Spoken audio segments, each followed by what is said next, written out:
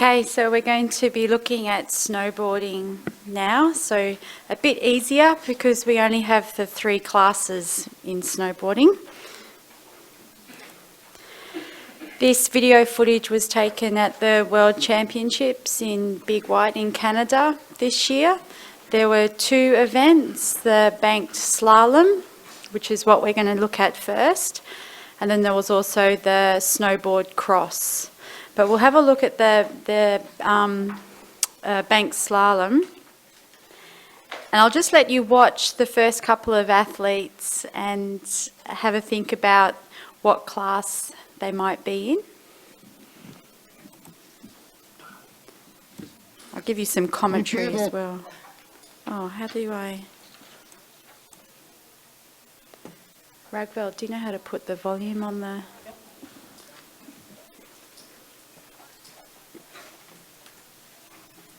Next up we have Jiromu Narita from Japan, from Osaka. You want more? No, it's fine, just a little bit. Okay, thanks. Got some top 10s last year, a 9th, a 7th, and a 9th, and 2 snowboard crosses, and a bank slalom and World Cup.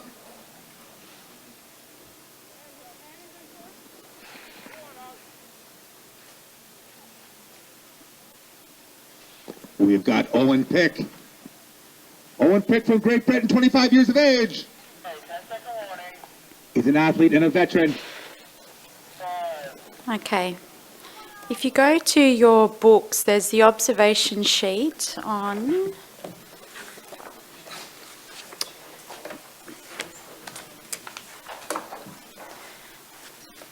So in the snowboard section, after the assessment form, it's Power Snowboard Profiles. Maybe if you can make sure people have got the right page.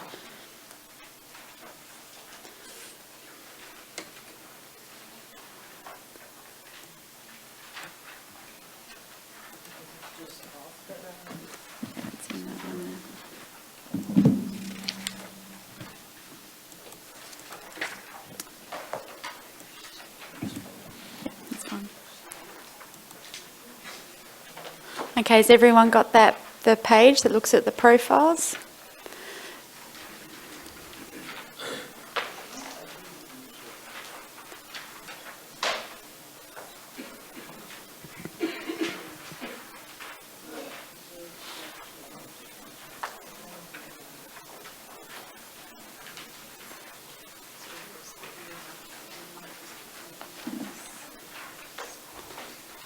Okay, so for the first athletes, it's probably a bit hard to, from just watching the bit of video footage that you have already, do you have an idea of what class these athletes might be in?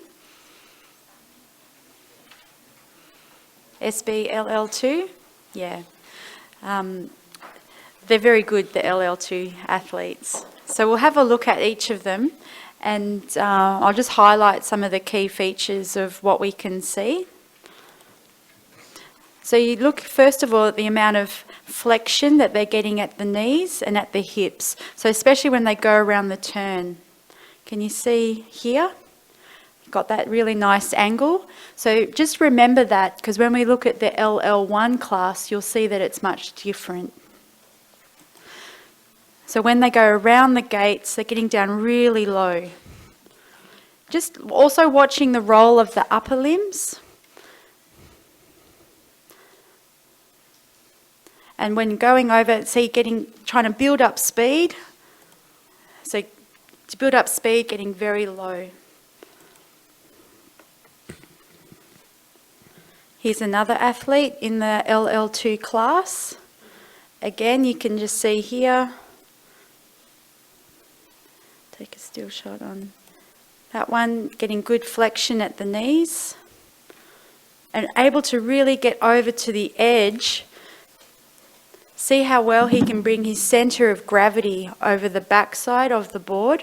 So this is what we call a backside turn. And then at the front here, whoa, see how much he can bring himself forward on the ball, so on the board, so getting a good toe side edge there.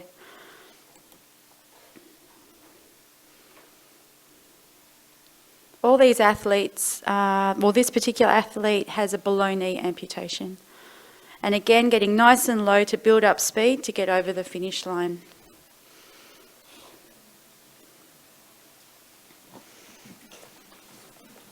So it can be difficult in the LL2 class to see where the impairment lies.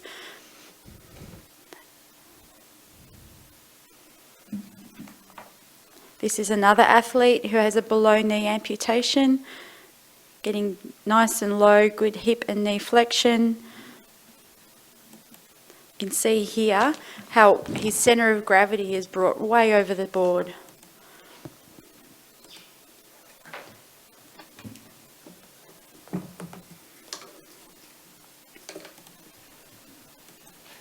We've got Matti Surhamari from Finland, 30 years of age.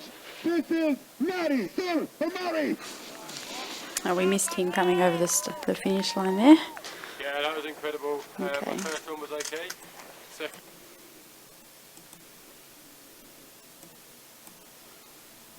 Okay, so now we have the LL1 class. So just have a look at how much taller they will be standing and how much they won't be getting over onto the edge of their board. See that this athlete is more upright. And also just have a look at his leg positioning. He's using his arms a bit more to help compensate for what the weakness that he's got in his legs.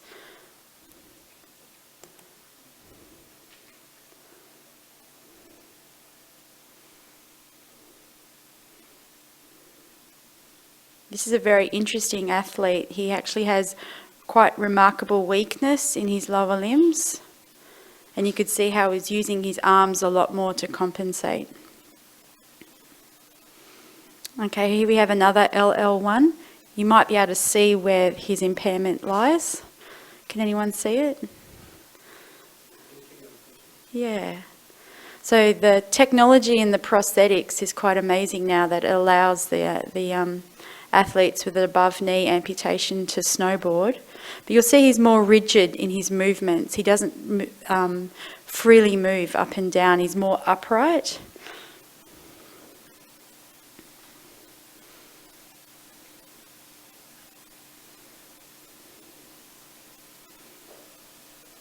And he really can't get as low as what the other athletes in the LL2 class were.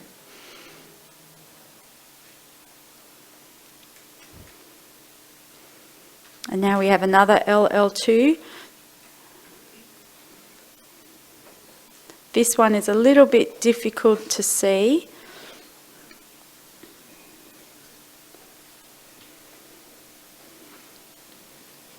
This athlete has weakness in the right leg, but it's heavily splintered, so he can't actually use it functionally.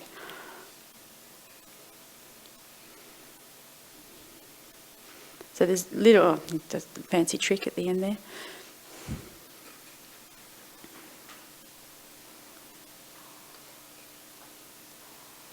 Did you want to see that? I might just take it back to the first athlete.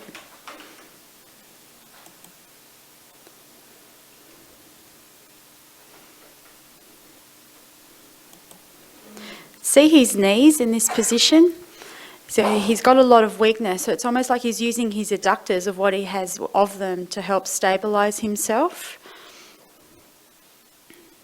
As in the LL2 class, we'll see that the athletes have that wider stance.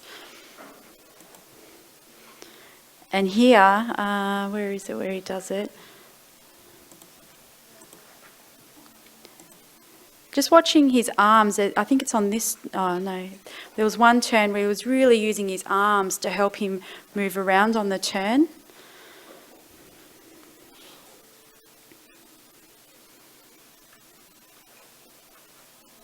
And this is the above knee amp athlete again.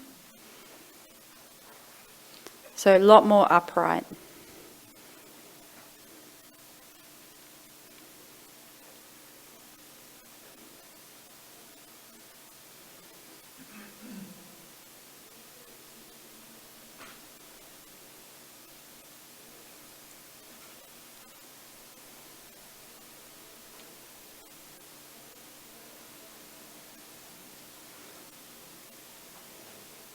Okay.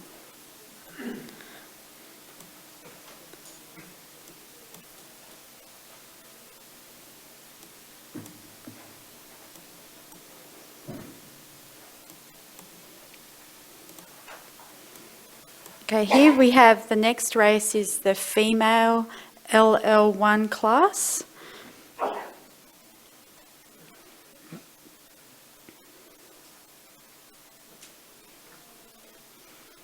So this athlete has double below knee amputation.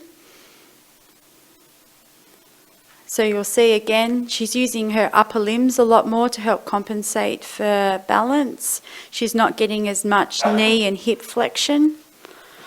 She's not bringing herself over the edge of the board as well. And you can actually see, certainly on the back leg, the right leg, there's poor control around the knee.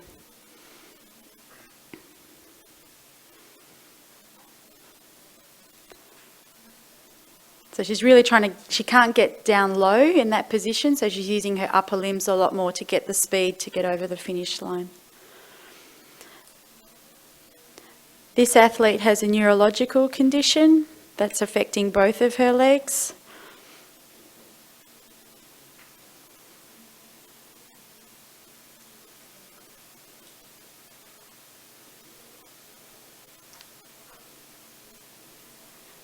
Again, she's standing more upright compared to the LL2 athletes.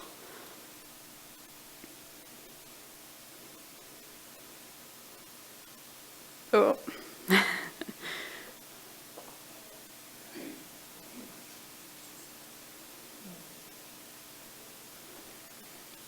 And the final LL2 athlete is, she has an above knee amputation.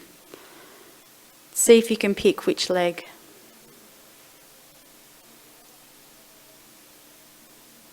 Can anyone see? Yeah, correct. You can see, not very good on there. The rear leg, so behind. It's the right leg. I'll just.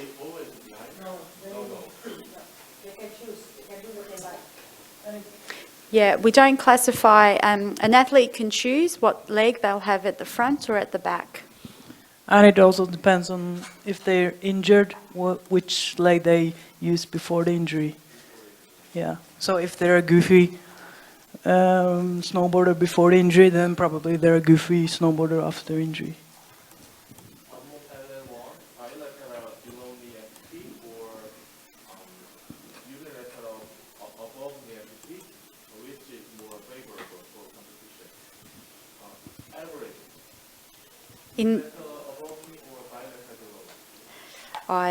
It's hard to say.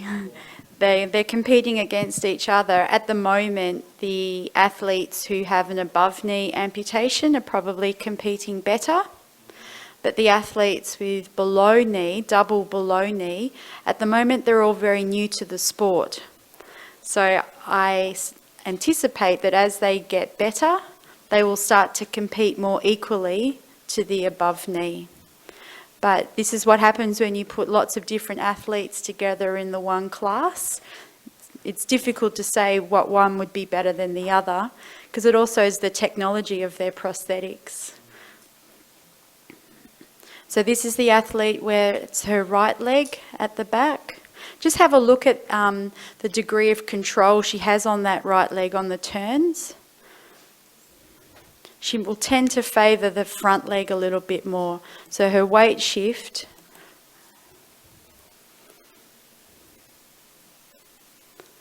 certainly on that turn you can see she doesn't have as much control.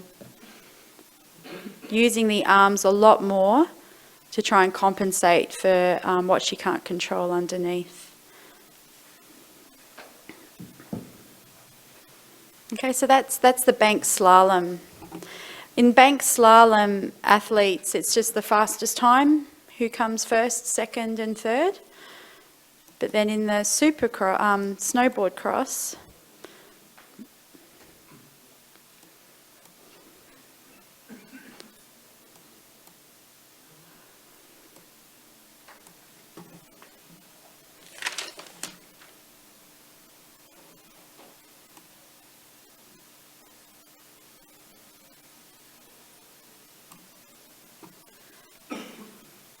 So snowboard cross, the format is that athletes will do a time trial, and then those in the fastest 8 will go head to head.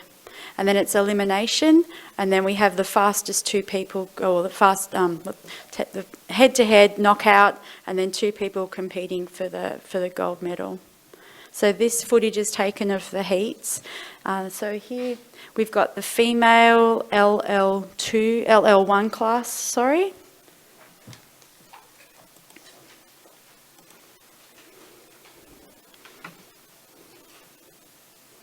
The World Championships. Michelle Salton green, Brenda Huckabee in red. This is our women's lower limb 1. And you can see in the snowboard cross, there's a lot more features to negotiate. Very crucial section. So this athlete here in front, she has an above-knee amputation. Very solid on her board. The other athlete crashed, I think, at the Building start. the speed, letting the board run. So they've got rollers and berms. Very solid on her board, working the outside of that turn, slingshotting out of it. So she remains very upright. It makes it difficult to negotiate some of those rollers when you don't have a lot of flexion or ability to absorb. Beautiful back corners they have prepared here. Catching some Does air, very well. landing solid on her feet. Look at her clothes flapping. She's So you can see it's her right leg. She's showing she's pulled up her pants on this one. You want to carve hard enough that you make it around the corner, but not over edge. Slow yourself down. Nice recovery there. She knows she's got it. She's just going to keep on cruising, play it smart to the finish line. Brenda Huckabee is a 2015 world champion in snowboard cross. She got a gold medal in snowboard cross and a World Cup in 2017 already. So you can see on the snowboard cross, because of the jumps that are involved, they need to really be able to absorb that on the landing. So it's a lot more challenging event for the LL1 athletes. Solid competitor. Great girl. Coming from Edmonton, Alberta. Fierce competitor and just loves the sport. Always smiling. Next up, our semifinal. Okay, now we've got an athlete, this is LL2 again. We've got an athlete with neurological problem and then an amputee. But there goes Nicole Roundy, bouncing over those first step up and step down, staying on her feet. So this looking athlete solid, is able to get a pulling little away, bit more handles the flexion, balance, working the rolls. but still so she does present with some impairment to be able to absorb some of the shocks. And you could change the outcome very quickly. A little bit of a storm rolling in with some clouds. Good visibility is key to go Yeah. fast. If you can see the ground, you know where to lay the pressure and know when to set up for the jump. Sorry, say again? They can see well enough to go fast here because that's what she's doing. Yeah, 2 athletes should have same class. Yeah, correct. Yeah. So in snowboarding, all the athletes, their medals are awarded for each class. As in alpine, all the standing athletes compete together, and then the time is multiplied by a factor. So alpine and the snowboarding racing format is different. So we discussed, I don't know if you remember, was it yesterday or the day before? We spoke about in alpine, all the standing classes compete together and the time is multiplied by a factor, and that's how we figure out who comes first, second and third. In snowboarding, all the athletes in the one class just compete for the same medal.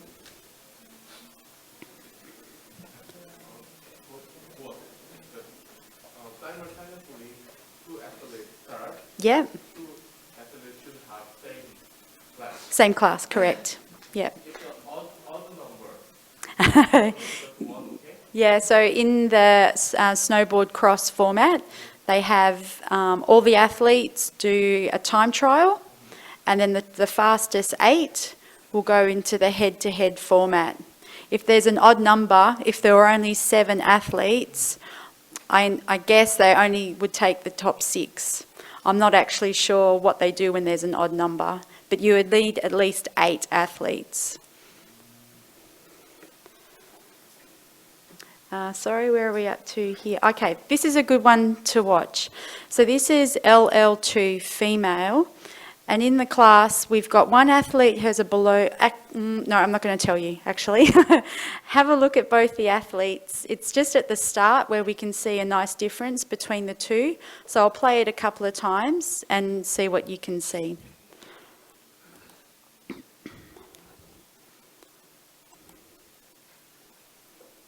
And Renski van Beek. This is the Battle of the Netherlands. And they're out of the gate. Look at that start by Bibian. That's why she won the gold medal at the Paralympic Games. Okay, that's all you need to see, and hopefully you can see what's going on there. I'll repeat it.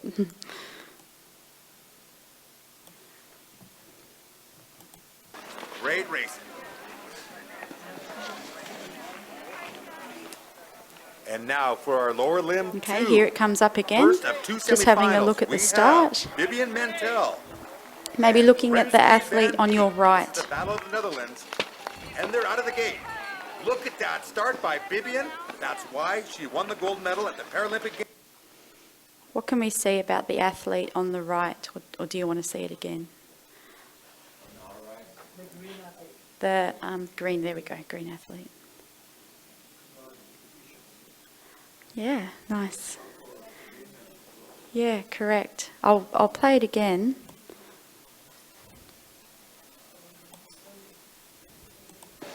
So this is LL2 And now class. for our lower limb Okay, two. so it is for athletes First of with two lower limb semifinals, impairment. We have Vivian Mentel and Renski van Beek. This is the Battle of the Netherlands. And they're out of the gate. Look at that start by Vivian. That's why she won the gold medal. Okay, so yeah, the green athlete, she has hemiplegia. And she actually is eligible to compete in upper limb or lower limb, but she's chosen to compete in the lower limb. But it's a really nice example of an athlete who has a increased tone in an arm and how much it can impact her performance on the snow. And hopefully you've seen in some of the other athletes how much they rely on their arms to help compensate for any changes that need to be made on course. So I'll pull up some footage now of the upper limb and you can see where the impairment lies. The Paralympic Games when the sport made its debut at Sochi. One of the most winningest para-athletes ever. She's laying it down and showing why she is so fast. Running a flat base, looking for speed. Actually, slow did I and show the powerful. lower, did I show the upper Hard in that limb heel in the turn, bank up in the slalom? I rollers, didn't, did I? pulling Okay, away. let's go back to that.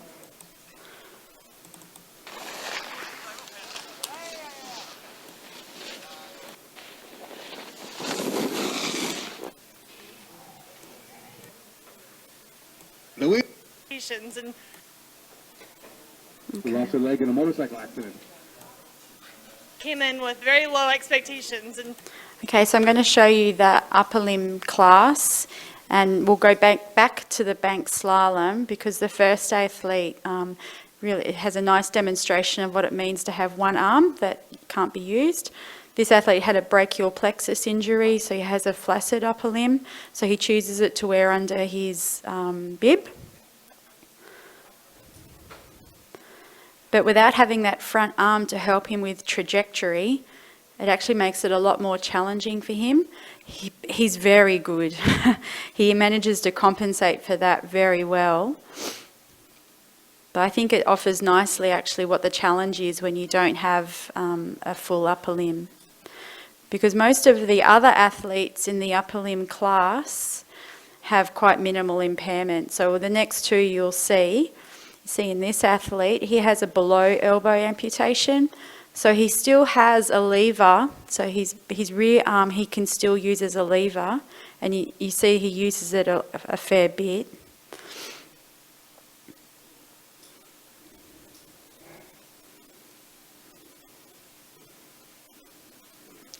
It's nice to look at this athlete. He doesn't have any impairment in his legs, so he gets down really low and he's able to correct himself well with any changes in the course.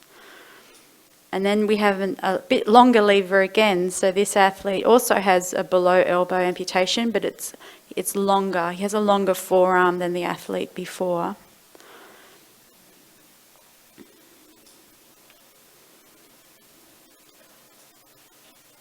Oh, that one stopped, so going back.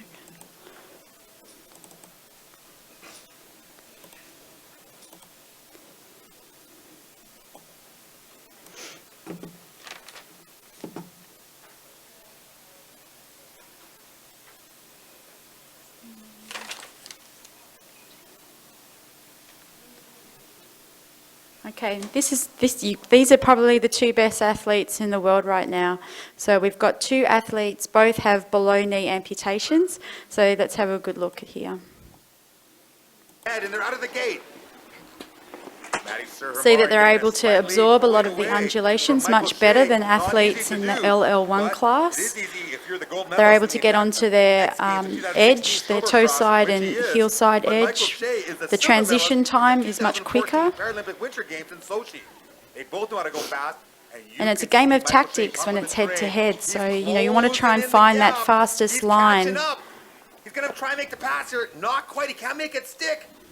Within one board length. This is a good race. Very, very tight.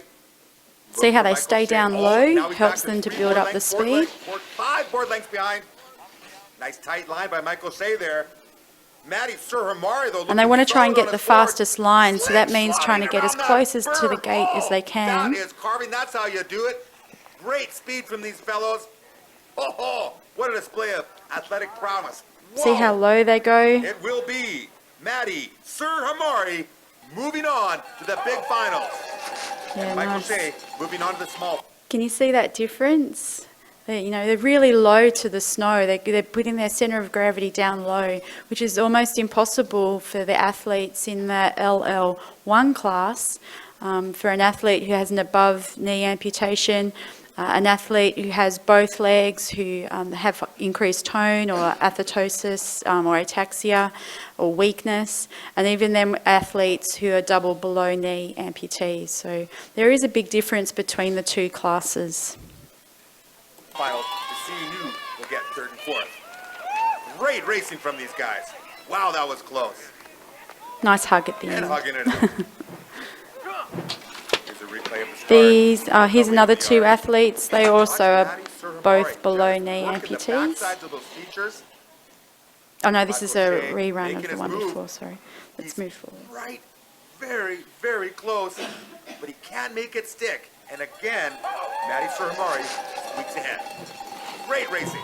Woo! And they know it too. And we're back to the top of the hill for our men's upper limb semifinal Okay. number 1. We'll Michael just- Miner in red. So with the upper limb impairment, one of the key features in snowboard cross is the start. You can imagine in the head-to-head format, it's really important and it's an advantage if you can get yourself out of the gate first and put yourself in front at the first feature in the first turn, puts you in better position for the rest of the race. So in the upper limb class, this is where we can see that the degree of impairment in the upper limb probably has more impact than what it does for athletes who are in the lower limb class.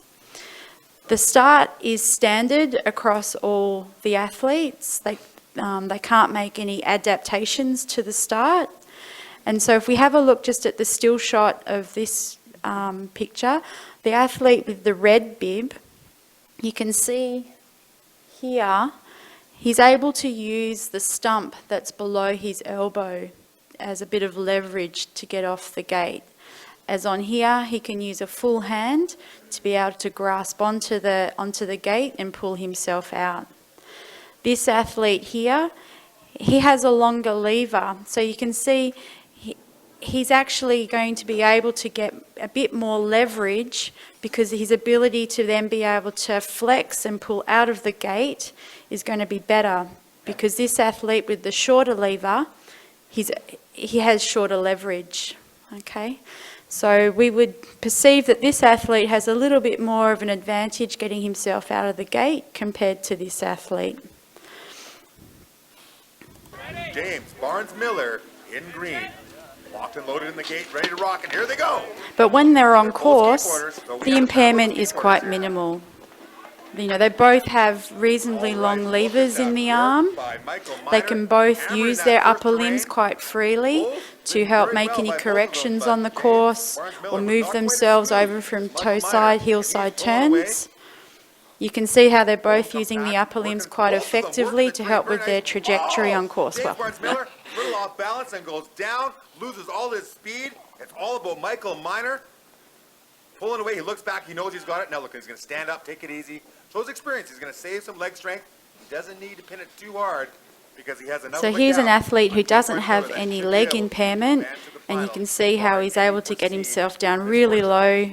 He's able to generate a lot of speed through his lower limb strength. Oh, nice toe turn, just carving around that big bank turn.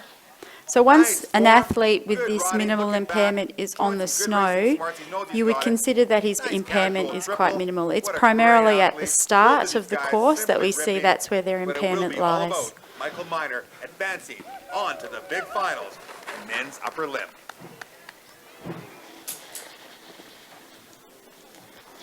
Look at the speed they have. Both of these gentlemen just ripping, carving turns very nicely, both pumping the turns. But it looked like James Barnes-Miller just got a bit sideways off that air, got a little bit of the course for our men's upper limb. So here's another Semi-final two. number 2. We probably don't. Oh, Locked and loaded in the gate. Our next athletes are. okay. So you can see here again, the athlete with the right bib, he's using his stump below the elbow for leverage on the start gate. This athlete with the green bib is likewise. Maxime Montagioni But if you had a from short France, and short Jacopo stump, you can appreciate Bettini. that, in fact, you wouldn't be able to use that limb at the Even start at those all. First few features, both pumping the train. This is Oh. France versus Italy. I love it every time. Jacopo Bettini goes down. This is Maxime So again, we're looking at an Montagioni's athlete chance here to who has advance. no impairment Riding in very his lower smooth and limbs. strong. Probably doesn't even know So how it's big a really lead nice he's got. to Still look at keeping it this pinned. to get a sense of when you then look at the LL2 back. athletes. In fact, there is a bit of Yes, a he does there. difference. Now he knows he's got it. As long as he doesn't make a mistake. Now Their stand up a ability little bit to tall, absorb take the it easy, knows he's got it, undulations is save much with strength. smoother. Doesn't need to get as aerodynamic as possible and risk a mistake. Very good smarts, good racing smarts here. Pumping the train though, you can't take it too easy because that's when you make a mistake and get past. But some Look at that athletes last might deep have pitch, also last a chance to get below some knee speed. amputation. Nice carved turn Correct. there. Yeah, yeah. That's our second last turn of the course. Coming into the very last turn before the home stretch of the finish. Maxime boosting that triple. Awesome. Nice riding. And he will be across the line and advancing on to the big finals. Jacopo Okay, Lucchini. does anyone have any Coming down the questions course, about you will the snowboarding? It's a shame don't have any footage of athletes with severe upper limb impairment. Just there was the one gentleman in the bank slalom who had his arm under the bib. We do have some athletes who have both arms impaired. So it's really interesting to watch them compared to, say, athletes of ones with minimal impairment, and how it differs when they try to get their centre of gravity over their board in the turns. It's much different. So as we've spoken about over the weekend, this is a new sport. So as we get more athletes, we can start to collect more data and looking at performance. And then also we have the athletes with combined impairment. So as Sandra said, there might be some athletes in the upper limb class who also have a lower limb impairment. And so who have we got here? Female. Okay.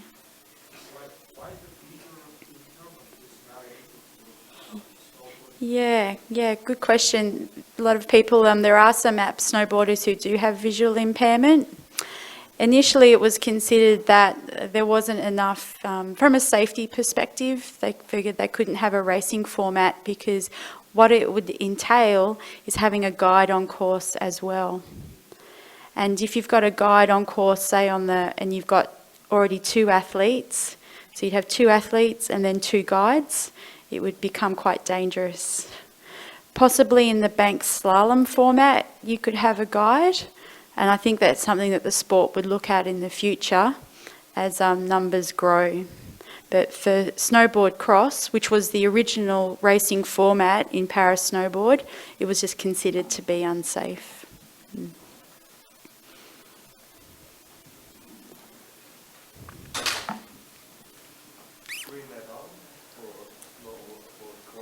Sorry, say again? Correct. Yeah, 3 medals. 3 medals for each event, Yes. and then male and female. Okay, but alpine ski has only 2 medals, standing No, and sitting, and visually impaired. and visual. Yeah, correct, yeah.